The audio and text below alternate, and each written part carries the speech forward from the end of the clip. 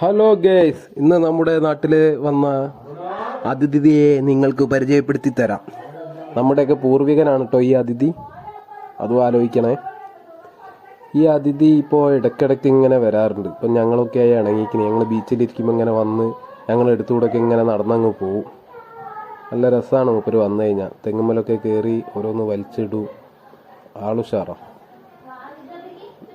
ഇത് മൂപ്പർക്ക് നമ്മളെ സ്നേഹിതനെ കുറച്ച് മിച്ചറൊക്കെ കൊണ്ട് കൊടുത്താൽ നല്ല തിന്നലാ. വെള്ളം കൊടുത്താൽ വെള്ളം കുടിക്കൂ. ഇവല് വലിയ കമ്പനിക്കാരാ അപ്പോൾ രണ്ടാളും. അങ്ങനെയൊക്കെയാണ് കഥ.